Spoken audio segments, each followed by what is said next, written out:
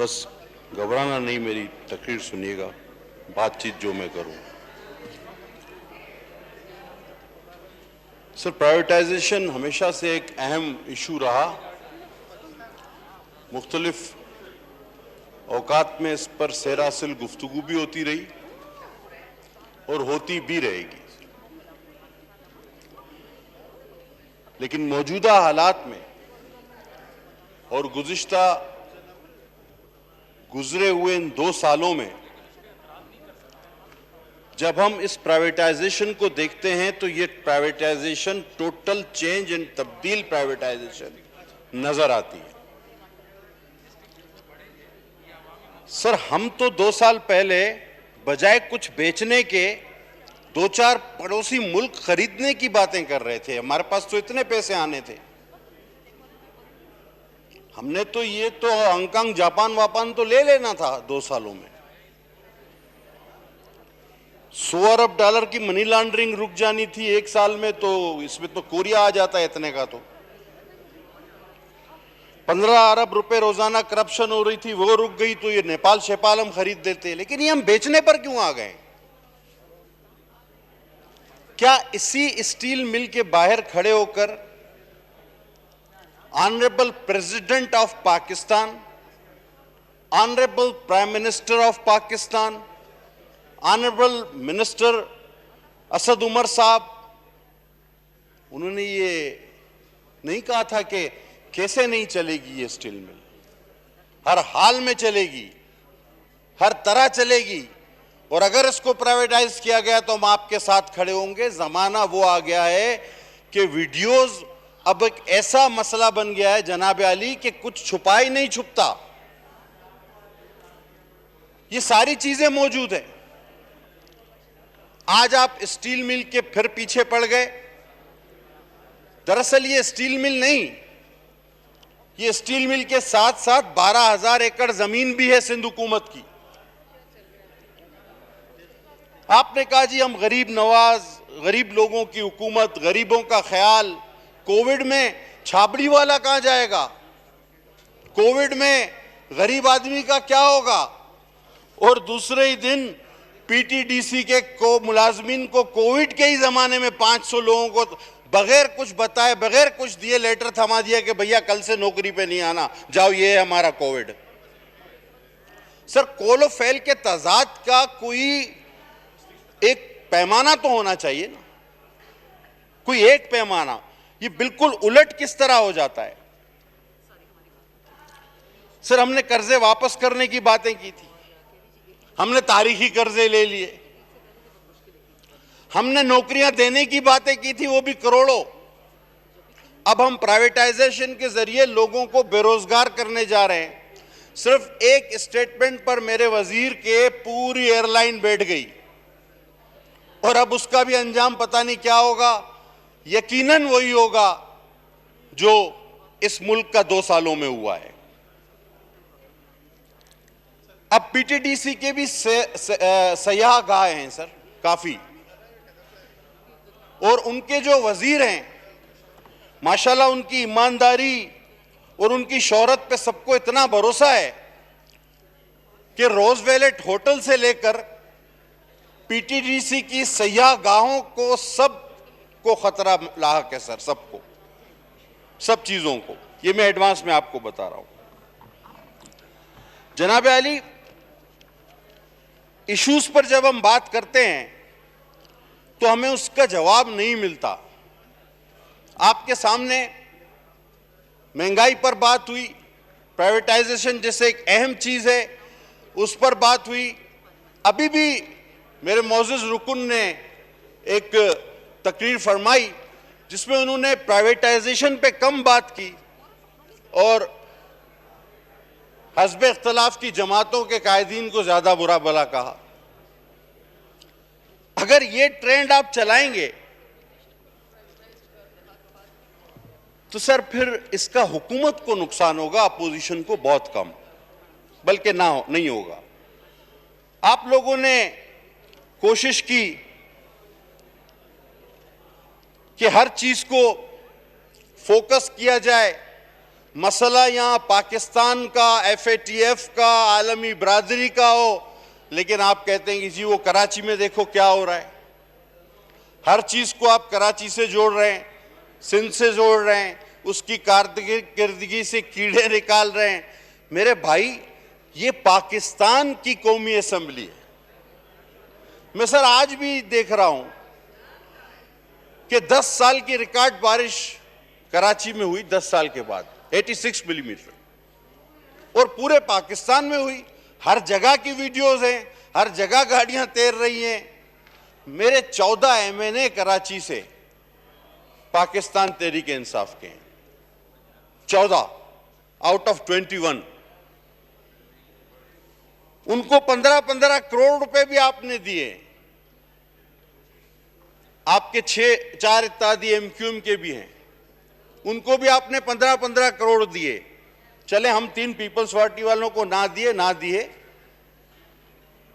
लेकिन मुझे ये नहीं पता कि इन मेरे MNAs ने ये 15-15 करोड़ रुपए अपने अपने इलाकों में सीवरेज के निजाम पर लगाए हैं या नहीं लगाए। कराची एक मिनी पाकिस्तान है सर। 3.5 करोड़ लोग हर माह, एक मोहतात अंदाजे के मुताबिक 50,000 लोग आकर सेटल होते हैं वहां। वो एक मिनी पाकिस्तान है। और जब हमारे चेयरमैन ने कहा, और चूंकि आपको उनकी उर्दू पे भी एतराज रहता है, और जब वो अंग्रेजी में बात करें तो कहते हैं यार ये तो पाकिस्तान है, ये तो अंग्रेजी में क्यों बोलता है। तो उन्होंने कहा कि जब ज्यादा बारिश होती है तो पानी ज्यादा आता है, तो इसमें कोई गलत बात नहीं थी। लेकिन आपने उसका एक मजाक उड़ाया। अगर मजाक उड़ाने पर हम आ जाएं तो आपने ऑक्सीजन रात को निकालनी शुरू कर दी थी दरख्तों से, तो लोग रात को वॉक करने चले गए।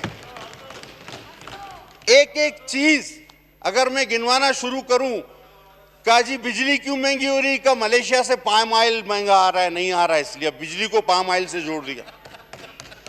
सर आपने दुनिया के नक्शे जो हिला दिए, आपने जर्मनी जापान मिला दिया। मैं किस किस बात पर जाऊं, लेकिन मेरे ख्याल में ये मौजू फिर कभी सही। सर अभी के इलेक्ट्रिक में हैरान था एक मुजाहरा देखकर कि पूरी हुकूमत असेंबली के बाहर, पूरी हुकूमत वो केई के खिलाफ मुजाहरा कर रही है। मैंने हुकूमत की इतनी बड़ी वज़रा की तादाद और उनके इत्तेहादी एक छोटे से इदारे जिसको मुशर्रफ दौर में इत्तेहादियों ने मिलकर प्राइवेटाइज कराया, उसके खिलाफ मुजाहरा कर रहे थे, कोई एक्शन नहीं ले रहे थे, कोई एक्शन नहीं ले रहे थे। और गुज़िश्ता बरस जितने लोग बारिशों में जान से गए, आज तक उनका कोई हिसाब नहीं हुआ। और इस बार फिर लोग जान से जा रहे हैं। लोग पानी में डूब के नहीं मरते सर, लोग पानी में करंट की वजह से मर जाते हैं। और आप ट्वीट किए जाएं सर, अगर हमने प्राइवेटाइज करना है और अगर हालात इतने खराब हैं, और बकौल जॉन एलिया के कि क्या सितम है कि अब तेरी सूरत गौर करने पे याद आती है, कौन इस घर की देखभाल करे, रोज एक चीज टूट जाती है। तो सर फिर पूरा मुल्क ही एक साथ प्राइवेटाइज कर दें, ये तो बड़ा अच्छा फिर आपको दाम मिल सकता है। हम तो मुल्क खरीदना चाहते थे ना, लेकिन अब हम उस नहज पे आ गए हैं कि शायद हमें मुल्क बेचने पड़े। जनाब आली आगे चलिए। हमने आपको मशवरा यह दिया कि यह मुनासिब वक्त नहीं, इस वक्त दुनिया में कोविड की वजह से रिसेशन है। हम प्राइवेटाइजेशन के खिलाफ नहीं, लेकिन जो आइकन्स हैं हमारे, जो हमारे शहीदों की निशानियां हैं, उनको खुदारा औने पौने एटीएम्स को ना दिया जाए, यह हमारी सजेशन थी। लेकिन नहीं, मेरे ख्याल में एटीएम जल्दी में है उनको आसपास के हालात बदलते नजर आ रहे हैं, वो अपना लगाया हुआ पैसा सूद समेत वापस चाहते हैं। आज हर रोज कराची के लोग बिजली को तरसते हैं और रोजाना बिजली महंगी होती है, बिजली मिलती भी नहीं, महंगी भी होती है। नकवी साहब का कोई नाम नहीं लेता। एक शख्स ने नाम लिया था, उसको उसके ओहदे से हटा दिया गया। पटेल साहब 10 मिनट हो गए हैं। सर आप हुक्म करें, 10 मिनट और करूं? 10 मिनट का टाइम दिया हुआ है सबको। अच्छा, मैं समझा आप कह रहे हैं 10 मिनट और। मैं सर 5 मिनट कर दें जी। जनाब आली,